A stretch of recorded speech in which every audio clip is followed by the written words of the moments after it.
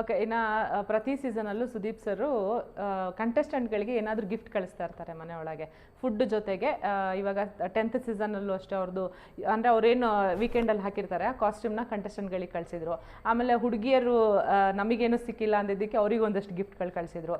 Last ಟೈಮೂ ಒಂದಿಬ್ರಿಗೆ jackets ಎಲ್ಲ ಕಳಿಸಿದ್ರು. ಬಹುಶಃ ಇದೇ ಸೀಸನ್ ಅನಿಸುತ್ತೆ ಸರ್ ಯಾರಿಗೂ ಏನೂ ಗಿಫ್ಟ್ ಕೊಟ್ಟಿರಲಿಲ್ಲ. ಬಟ್ ನೀವು ಸ್ಟೇಜ್ ಮೇಲೆ ಅವರಿಗೆ ಜಾಕೆಟ್ ಕೇಳ್ತೀರಿ, ಆ ಜಾಕೆಟ್ ನಿಮಗೆ ಕೊಡ್ತಾರೆ. ನಿಮಗೆ ಏನಕ್ಕೆ ಅನ್ನಿಸ್ತು ಆ ಜಾಕೆಟ್ ಸರ್ ಹತ್ರ ಕೇಳಬೇಕು ಅಂತ?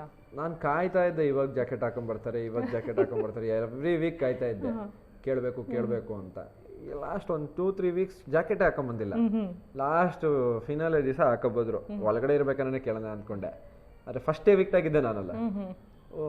ಆಚೆ ಬಂದೆ, ಸ್ಟೇಜ್ ಮೇಲೆ ನಿಂತ್ಕೊಂಡೆ, ಕೇಳಬೇಕು ಅಂತ ಅನ್ನಿಸ್ತು. ಕೇಳಿದ ತಕ್ಷಣ ಆಯ್ತು ಕೊಡ್ತೀನಿ ಅಂತ ಒಂದು ಮಾತು ಯೋಚನೆ ಮಾಡಿಲ್ಲ ಅವರು. ಕೊಡ್ತೀನಿ ಅಂತಂದ್ರು. ಸಖತ್ ಖುಷಿ ಆಯಿತು. ಇವಾಗೂ ಮೇಲೆ ಇದೆ ಜಾಕೆಟ್. ಅದೇ ನಿಮ್ದು ರ್ಯಾಲಿ ವಿಡಿಯೋಸ್ ಎಲ್ಲ ನೋಡ್ತಿದ್ದೆ. ಆಕ್ಚುಲಿ ನಿಮಗೂ ತುಂಬಾ ಚೆನ್ನಾಗಿ ಕಾಣಿಸ್ತಾ ಇದೆ ಅದು. ಅದು ಸುದೀಪ್ ಸರ್ ಹೇಳಿದ್ರು, ನಿನಗೆ ಚೆನ್ನಾಗಿ ಕಾಣಿಸ್ತಾ ಇದೆ. ಇನ್ನ ಖುಷಿ ಆಗುತ್ತೆ. ಅಂತ ವ್ಯಕ್ತಿ ಅಂತ ಅವರು ನಮ್ಮ ಹತ್ರ ಮಾತಾಡೋದೇ ನಾವು ಎಕ್ಸ್ಪೆಕ್ಟ್ ಮಾಡ್ತಾ ಇರ್ತೀವಿ. ಅವ್ರು ನಮ್ಗೆ ಅಂತ ಮಾತು ಹೇಳಿದಾಗ ತುಂಬ ಅಂದರೆ ತುಂಬ ಖುಷಿ ಆಯಿತು. ಅದನ್ನ ಹೇಳ್ಕೊಳಕ್ಕಾಗಲ್ಲ. I felt very good.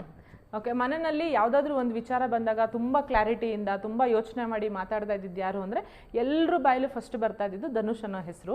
ಅದನ್ನು ಸಾಕಷ್ಟು ಸಲ ಕಂಟೆಸ್ಟೆಂಟ್ಗಳು ಹೇಳಿದ್ದಾರೆ ಕೂಡ. ಧನು ಅಂದರೆ ಏನೇನೋ ಮಾತಾಡ್ಬಿಡಲ್ಲ, ಯೋಚನೆ ಮಾಡಿ ಮಾತಾಡ್ತಾರೆ ಅಂತ ಧನುಗೇನೆ ಕನ್ಫ್ಯೂಸ್ ಆಗಿದ್ದು ವೀಕ್ ಯಾವುದು ಅಂತಂದರೆ ಲಾಸ್ಟ್ ಕ್ಯಾಪ್ಟನ್ಸಿ ವೀಕ್ ಏನಿರುತ್ತೆ, ಕ್ಯಾಪ್ಟನ್ ಆಗುವಂಥ ವೀಕು. ಅದರಲ್ಲಿ ಸ್ವಲ್ಪ ರಾಶಿಕಾ ಅವ್ರು ಮಾಡಿದ್ದಂಥ ಒಂದು ಉಸ್ತುವಾರಿಲಿ ಸ್ವಲ್ಪ ಹೆಚ್ಚು ಕಡಿಮೆ ಆಗುತ್ತೆ. ನಿಮಗೂ ಅದು ಗೊತ್ತಾಗೋದಿಲ್ಲ, ಅವರಿಗೂ ಗೊತ್ತಾಗೋದಿಲ್ಲ. ಅಲ್ಲೊಂದು ದೊಡ್ಡ ಮಿಸ್ಟೇಕ್ ನಡೆದೋಗ್ಬಿಡುತ್ತೆ. ಅದಾದಮೇಲೆ ಮನೆಯವರೆಲ್ಲರೂ ನಿಮಗೆ ಓಟ್ ಹಾಕ್ತಾರೆ. ಆದರೆ ಅಶ್ವಿನಿ ಅವ್ರು ಬಂದು ನಿಮಗೆ ಮನಸ್ಸಾಕ್ಷಿ ಮಾತಾಡ್ಬಿಡ್ತಾರೆ. ಅಂದರೆ ನಿಮಗೆ ಮನಸ್ಸಾಕ್ಷಿ ಇದ್ದರೆ ನೀವು ಒಪ್ಕೊಳ್ಳಿ, ಅಂದರೆ ನಿಮ್ಮ ಮನಸ್ಸಾಕ್ಷಿ ನೀವು ಕೇಳ್ಕೊಳ್ಳಿ ಅಂತ ಹೇಳಿ. ಆ ಸಿಚುವೇಶನ್ ಹೇಗಿತ್ತು ಅಂತ, ಯಾಕಂದರೆ ಇಡೀ ಮನೆಯವರು ನಿಮಗೆ ಸಪೋರ್ಟ್ ಮಾಡ್ತಾ ಇದ್ದಾರೆ, ಅಶ್ವಿನಿ ಅವರ ಮಾತು ಹೇಳಿಬಿಡ್ತಾರೆ, ನಿಮಗೆ ಒಂಥರ ಕನ್ಫ್ಯೂಸ್ ಆಗಿಬಿಡುತ್ತೆ. ಅಂದರೆ ಅವ್ರು ಹೇಳ್ತಿರೋದು ನಾನು ನಂಬೇಕಾ, ಇಲ್ಲ ಅದನ್ನು ಒಪ್ಕೊಬೇಕಾ, ಇಲ್ಲ ಸುದೀಪ್ ಸರ್ ಬರೋರ್ಗು ವೆಯ್ಟ್ ಮಾಡಬೇಕಾ ಅನ್ನೋದು ಒಂದು ಕನ್ಫ್ಯೂಷನ್ ಆಗಿಬಿಡುತ್ತೆ. ಆ ವೀಕ್ ಹೇಗಿತ್ತು ಅಂತ? ಅಂದರೆ ನಾನು ಇವಾಗ ರಾಶಿ ಮೇಲೆ ಹಾಕಲ್ಲ, ಇದು ನನಗೆ ಗೊತ್ತಾಗ್ಲಿಲ್ಲ. ನಾನು ಅಷ್ಟು ಕೇರ್ಫುಲ್ಲಾಗಿ ಗೇಮ್ ಆಡೋನು, ನಾನು ಯಾವಾಗೂ ಅಷ್ಟು ಕೇರ್ಫುಲ್ ಆಗಿರೋನು, ನನಗೆ ಗೊತ್ತಾಗ್ಲಿಲ್ಲ. ಅವಳು ನಾನು ಹಿಂದೆ ನಿಂತಿರೋದ್ರಿಂದ ಅವಳಿಗೂ ಅದು ಗೊತ್ತಾಗ್ಲಿಲ್ವೇನೋ. ಆಬ್ವಿಯಸ್ಲಿ ಅವ್ಳ ಮಿಸ್ಟೇಕ್ ಇದೆ, ಇಲ್ಲ ಅಂತಲ್ಲ.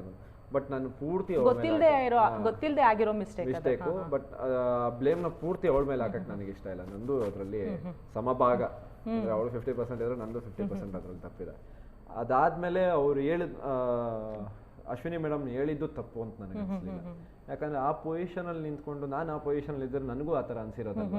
ನಾನೇನು ತಪ್ಪು ಮಾಡಿದೆ ಗುರು, ನೀನು ಮಾಡಿದ್ಯಾ ತಪ್ಪು, ಗೊತ್ತಿದ್ದು ಮಾಡ್ದೋ ಗೊತ್ತಿಲ್ಲದೆ ಮಾಡ್ದೋ. ನೀನು ಗೊತ್ತಿಲ್ಲದೆ ಹೋಗಿ ಆಕ್ಸಿಡೆಂಟ್ ಮಾಡಿದ್ರು ನಿನ್ನ ಜೈಲಿಗೆ ಹಾಕ್ತಾರೆ.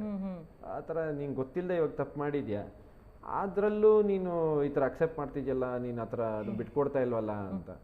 ಆ ಥರ ಬಿಟ್ಕೊಡ್ಬಾರ್ದು ಅಂತ ತಾನೇ ನನ್ನ ಮೈಂಡ್ ಸೆಟ್ ಏನು ಅಂದರೆ, ಅದು ತಪ್ಪು, ಓಕೆ, ಅದು ಬಿಟ್ಕೊಡ್ಬೇಕು ಅಂತಿದ್ರೆ ಬಿಗ್ ಬಾಸ್ ಹೇಳಿರೋರು, ಇದು ಆಪೋಸಿಟ್ ಅವರು. ಯಾಕಂದ್ರೆ ಅದು ಹಿಂದಿನ ಟಾಸ್ಕ್ಗೆ ಅವರು ತಪ್ಪು ಮಾಡ್ಬಿಟ್ಟು ಬೆಲ್ ಹೊಡೆದ್ರೆ ಆಪೋಸಿಟ್ ಅವ್ರ ಟೀಮ್ ಅವ್ರು ಗೆಲ್ತಾರೆ ಅಂತ ಬರ್ದಿತ್ತು. ಆ ಥರ ಇದ್ದಿದ್ರೆ ಇದರಲ್ಲೂ ಹಂಗೆ ಬರ್ದಿರೋರು. ಮತ್ತೆ ನೀವು ಮನೆ ಒಲಿಸಿ ಅಂತ ಒಂದು ಚಾನ್ಸ್ ಕೊಡ್ತಾರಲ್ಲ, ನನಗೆ ಆ ಚಾನ್ಸ್ ಕೊಟ್ಟಿದ್ದಾರೆ ಅಂದಮೇಲೆ ಆ ಚಾನ್ಸ್ನ ಯೂಸ್ ಮಾಡ್ಕೊಬೇಕು ಅಂತ ಅನ್ನಿಸ್ತು. ಅದಾದ್ಮೇಲೆ ಅವ್ರು ಮಾತಾಡಿದ್ ಸ್ವಲ್ಪ ಬೇಜಾರಾಯ್ತು. ಅದ್ರ ಬಗ್ಗೆನೇ ಒಂದು ಸ್ವಲ್ಪ 2 ದಿನ ಯೋಚನೆ ಮಾಡಿ ಕನ್ಸೆಲ್ಲ ಬಂದು ಏನೇನೋ ಆಗಿತ್ತು.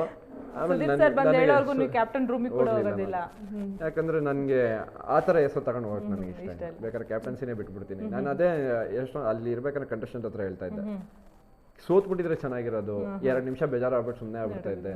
ಈ ಥರ ಇಂಥ ಸಿಚುವೇಶನ್ ಬಂದು ಗೆಲ್ಲಬಾರ್ದು ನಾನು ಅಂತ. ಆಮೇಲೆ ಸುದೀಪ್ ಸರ್ ಬಂದು ಹೇಳಿದಾಗ, ಅದು ಒಂದು ಸಿನಿಮಾದಲ್ಲಿ ಇವಾಗ ಒಬ್ರನ್ನ ಹೀರೋನ ಇಂಟ್ರೊಡಕ್ಷನ್ ಮಾಡ್ಬೇಕಂದ್ರೆ ಬ್ಯಾಕ್ಗ್ರೌಂಡಲ್ಲಿ ಒಂದು ವಾಯ್ಸ್ ಬರ್ತಾ ಇರುತ್ತೆ ಗೊತ್ತಾ, ಅವರು ಇವರು ಹಂಗೆ ಹಿಂಗೆ ಅಂತ. ಆ ಥರ ಅವರು ವೀಕೆಂಡಲ್ಲಿ ಬಂದು ನನಗೆ ಹೇಳ್ಬೇಕಂದ್ರೆ ಮೈಯೆಲ್ಲ ಹೇಳ್ತಾ ಇತ್ತು. ಖುಷಿ ಆಯಿತು, ನೈಸ್ ಅಂತ. ಆಮೇಲೆ ಅವ್ರು ಹೇಳಿ ಆ ವೀಕೆಂಡ್ ಎಪಿಸೋಡ್ ಮುಗಿಸಿದಾದ್ಮೇಲೆ ಅದಕ್ಕೆ ಖುಷಿಯಿಂದ ಒಳಗೋದ್ರಿ.